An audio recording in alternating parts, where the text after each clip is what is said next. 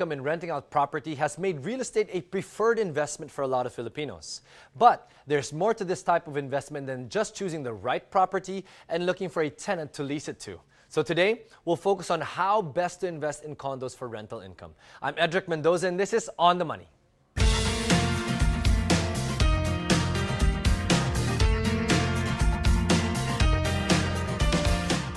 Today we have with us property investor Carl D. Welcome to the show, Carl. Hello, good to be back, Ed. Yeah, so real estate. Let's ask the first question. What are your tips in general for those who are looking to invest in condos right now? If you're looking to invest in condos, number one advice would be to make sure you have a steady flow of income. Love your job, work hard, so you get a good flow of income.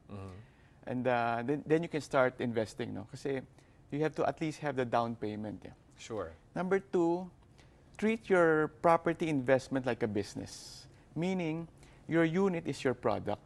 So you have to know the features of your product and you always have to give value to your customers.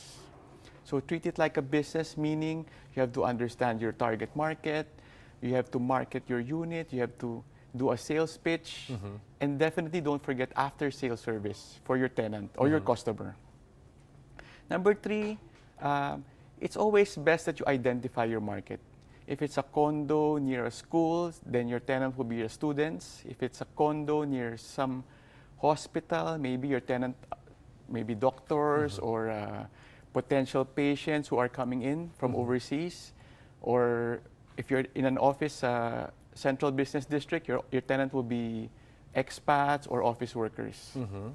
Another advice would be to design your unit well, to the best that you can afford to. Make sure that it's durable, the quality of finish is there. Because I believe that a well-designed unit will stand out in the market and make it easier for you to rent it out. And if the tenant comes in and feel that he has a unique unit, he will stay longer. Sure. Another tip is to be prepared to market your unit. So yourself, no? Yes. Market yourself. Market it yourself or use a broker. But Okay. don't stop just after designing your unit.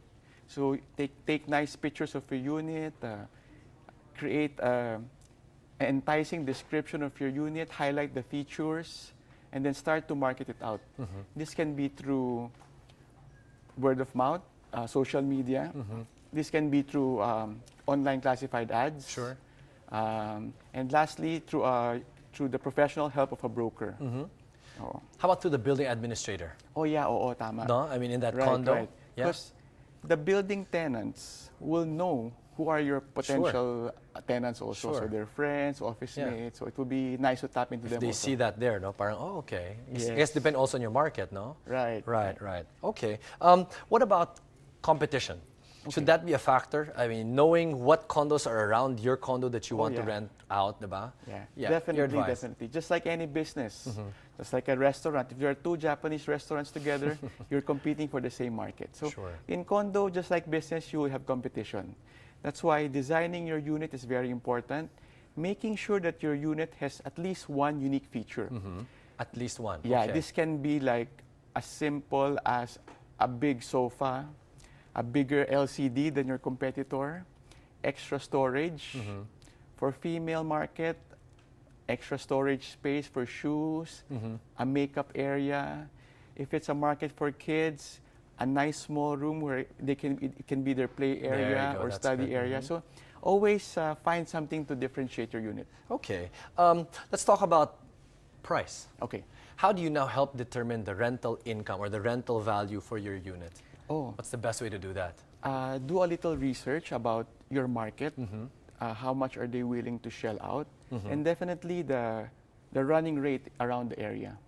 So that will give you a general feel of where you're going to price your unit. That is comparable to your unit, obviously, no? I mean, whatever you'll ask for. Okay.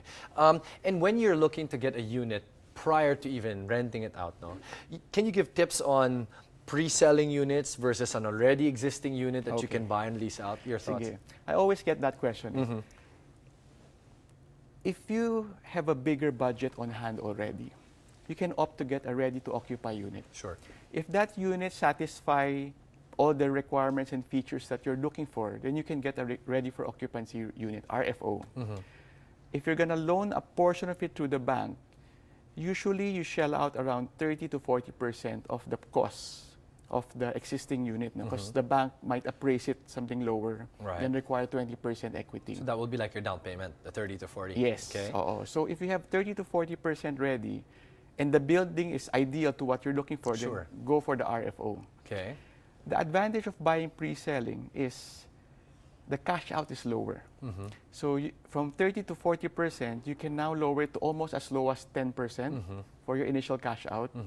Then the remaining 10%, 15% can be stretched for maybe 3 to 4 years.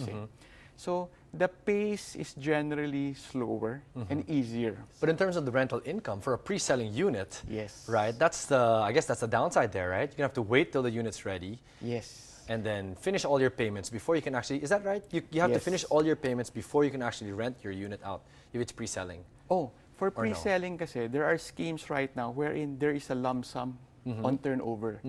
This lump sum can be 60 to 80% of the value. So if you pay the lump sum, if you don't pay for the lump sum, you can loan it from the bank. So you can just balance getting rent and paying the bank. So the advantage of a ready unit is you get rent. The advantage naman of pre-selling unit is, although you don't get rent yet, you locked in the price. I see. So you kind of earn from inflation. Right. Here, the way to compare it is like, imagine 2 houses. One is ready to occupy, selling for, let's say, 10 million, and you need 4 million. The other one, ongoing construction, also worth 10 million, but it's not yet there. Sure. But the contractor is asking from you only 1 million. So there's a difference between 4 million and 1 million. And the contractor tells you, I'm going to build this house over the next 3 years. If the prices of steel or cement goes up, I'm not going to pass it on to you. So it's locked in. You kind of earn from locking in the prices. I see. So it really depends on your timing needs and your goals at that time. Very clear. Let's talk about developer. Okay. Give you advice. Developer for an RFO or a pre-selling, how does that factor in? Okay. At least with the ready building, you will already see the finished product. So if you like the finished product and you see that it's being well maintained, so at least the developer concern is not as strong as if it was a pre-selling. Sure. So yeah, if you're buying pre-selling, it's very important to look into the developer. The way I look at the developer is he's like your business partner. You're going to give your money to him. Sure. So what are his business values? Is he financially stable to complete the project? How does he treat his partners? So it's very important that you look into past performance and history. Sure. For pre-selling. Right. Would you say that in general, developers would also vary project to project, or is that not the case for the new types of developments? Because I'm hearing about good, reputable developers, but when you actually get the unit, things are different. So your thoughts? I guess there are the big developers who try to maintain a certain reputation. Sure. At least they do their best to keep on improving. And there are smaller developers who might be affected by, let's say, out of 5 projects, 1 becomes unsuccessful. Maybe the 6th one will be affected. I see. It's also dependent on the size of the developer. Okay, good advice. Now, for an RFO type unit, right, does the developer still play a crucial role, or is it now property managers that you must look into? Who is helping maintain this project now that it's turned over to the condo? Okay. Yeah. Once it's turned over, I think majority of the responsibility is on the homeowners already and the property manager. Sure. But there are developers, like from where I work, that we are also always on the lookout for our buildings, even if we have turned over to the homeowners. Sure. This is because we want to keep the quality of the buildings all across, even if it's old and new. So yeah, it depends on... They still play a role? Yes. Okay, that's good to know. Okay, so let's now go into a Juan de la Cruz that is now going to be renting out their unit. We've seen this macro picture. You have a checklist of things to watch out for? Okay. Number 1, very important, make sure you are dealing with the unit owner. Okay, that's good advice. So you don't want to give money to somebody who doesn't own the unit. No? And as you go inside the unit, if you're visually happy with what you see, maybe just do a little checking on the faucets for leaks, the appliances if they're working, the electricity if they're fluctuating or they're consistent, and look closely on the contract to see if there's something that's uncomfortable for you, something that might need you to buy an insurance or something like that. Sure. And that's the renter, no? The less. Yes. If you're the person renting it out, okay. What checklist before you actually now release to the market? Yeah. If you're the owner of the unit, you have to be careful also not to get a tenant who's number one, who does not pay on time. Okay. But that's the easiest part. What you don't want to get are tenants who are into illegal activities. Sure. So background check. Yeah, definitely do a little checking. I always advise my friends to at least meet with your tenant, have a chat with them, ask them some questions. There's actually a trick that you can do with your smartphone. Sure. You can do a video walkthrough on your unit, so it also captures the state of your unit. Maybe take a picture together with your tenant. So if your tenant is a bit uncomfortable with what you're doing, you kind of have a feeling that, oh, why? Why are they afraid to be photographed? I see. That's a good tip. Yeah. Okay. What else? I mean, in terms of the look and all that, is it really particular on the tenant or anything that you can do to your unit? Oh, there's a lot that you can do to your unit. Definitely fix it up well. Some tricks are to add storage, because there's a trick. Look for those competitive advantages that you were talking about earlier. I see. Okay. There's so many other questions that I'd like to throw your way, but we'll save that for the social media portion. All right. In the meantime, Carl, we'll just have to pause for a short break. Stay tuned. On the Money, we'll be right back.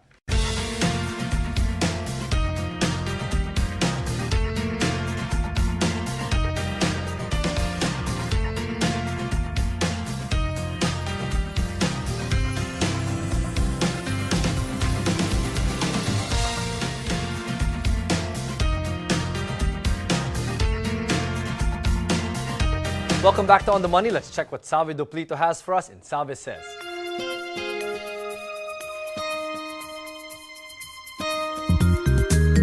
There are over 7 million 20 to 24-year-olds out there.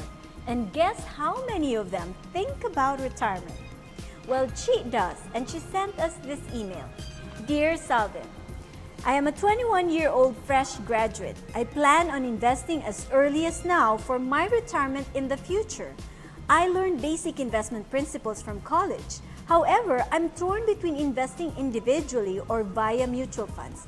What would you suggest, Chi? Chi, you are my kind of investor. Fresh out of college, who thinks long-term. You are at the stage of your life where you're starting to earn for yourself. You're starting to think of living it up. Companies spend billions of pesos to sell perfumes, bags, shoes, clothes, cars to you. And you have the cash. Now you have something that your elders don't have, and that is time. When it comes to being wealthy, time is more important than money itself. So this is what I want you to do. I want you to set up a Life Happens Fund. I don't care if you still live with your parents or you have a place of your own. Set up an account that has 3 months of your monthly expenses. Now, I'm assuming that you don't have credit card debt. You sound like a very smart person. So this means you have a credit card, you use it regularly, but you pay off your balance every month. Now, if you're debt-free and you have up to 3 months of this Life Happens Fund, put the rest of your money in both pooled funds and individual stocks and bonds. Start with mutual funds so you will get the feel of investing.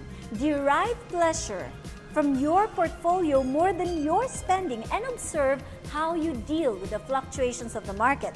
Do you get rattled? Do you have nerves of steel? Learn more about investments every day, and once you get the hang of it, invest some more of your money in individual stocks and bonds. It's better for you to put your money in different baskets. That's because some years stocks are up and bonds are down, and the other way around in other years. The overall goal is to get the best of different worlds. The best teacher in investing is experience. But as you participate in the ups and downs of the bonds and equities market, do not get too caught up in its movements. You still have time to recover if you make mistakes because you're very young. But you will lose money. You pay management fees, you pay broker's fees. Some of the stocks that you buy might not even recover. But that's all part of the learning game. Just keep your eyes focused on retirement and rebalance your portfolio regularly. The next 3 years will be an exciting ride as you keep on learning.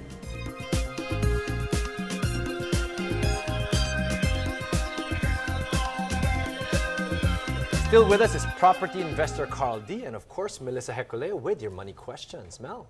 Hi, Condos, Edric. rentals? Yes, I Yeah. know. Great topic. Yeah. Good to see you Hello, again. hello, Mel. The first question, I will read this because it's in Filipino. From Vincent, he asks, totoo ba na kapag bumili ka ng condo, kailangan mo ulit bilhin ang unit sa developer after 50 years? Okay, you will always hear that about a condo being 50-year, then you have to return it back. But no, the 50-year rule is actually after 50 years, the building is now old. It may be not economical to keep on maintaining the building. So you now can decide as an association if you want to tear the building down and reconstruct, or just sell the land and just distribute the earnings.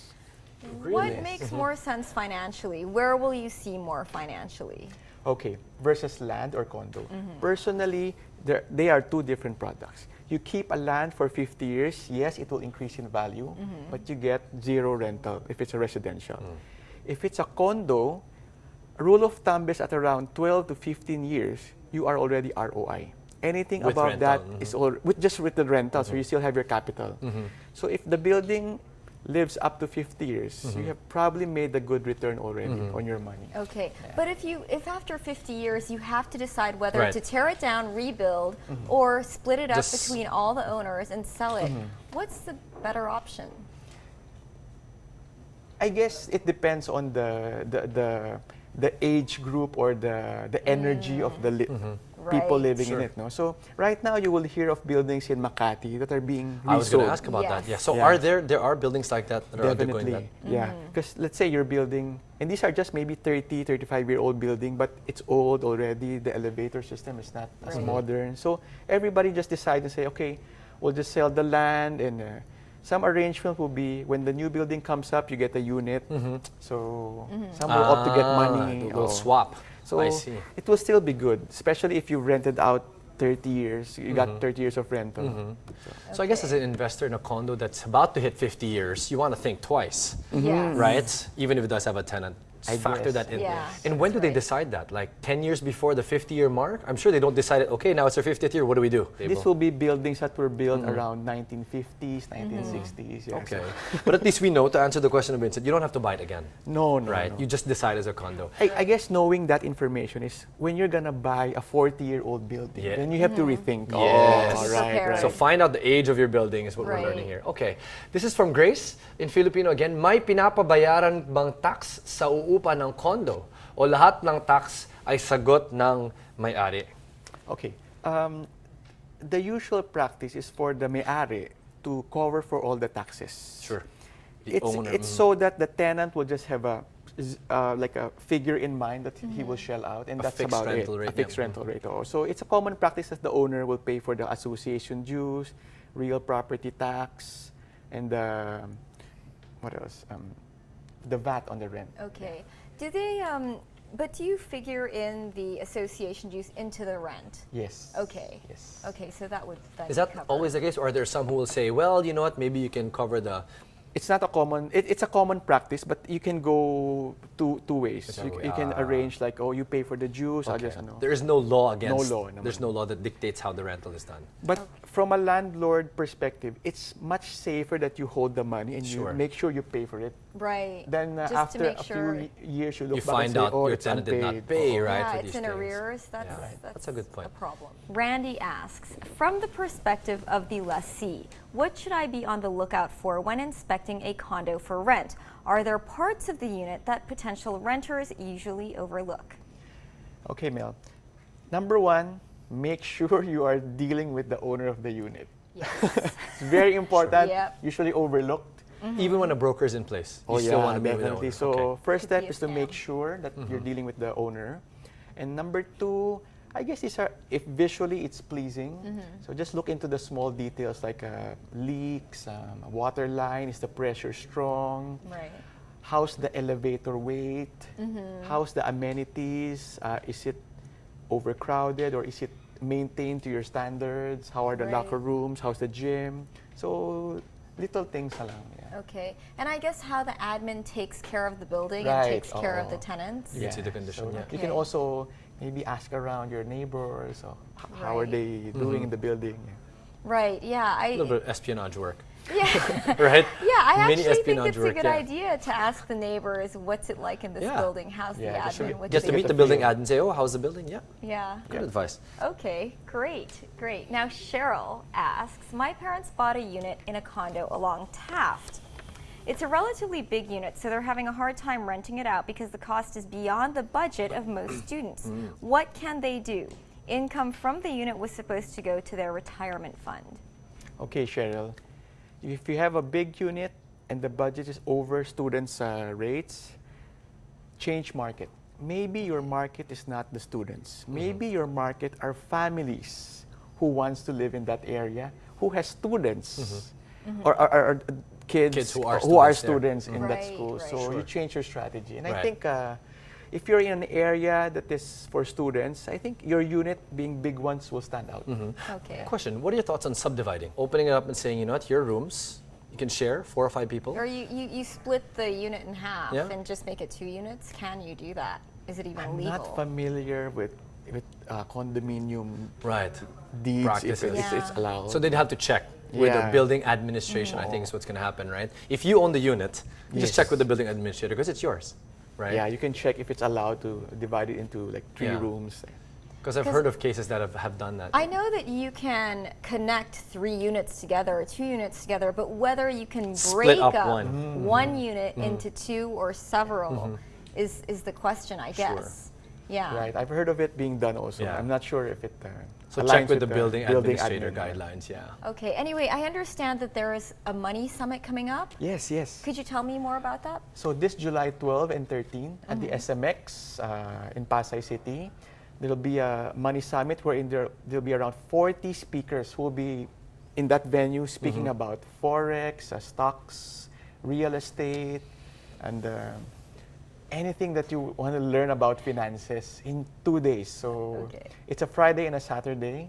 So you'll be learning about stocks and properties, foreclosed properties, and how to take care of your tenants, do's and don'ts, basics, like Okay. that. Yeah. Excellent. Yeah. So I'm sure you'll be there. Of course, of course. And we'll try and go there too. Thank you, Yes, thank you. Exactly. Anyway, send us your money questions via email, Facebook, or Twitter, and we'll try to answer them in our upcoming episodes or on our next Q&A Friday. And that's our show today. I'm Edric Mendoza. Join us again tomorrow for more talk and tips so you're always right on the money.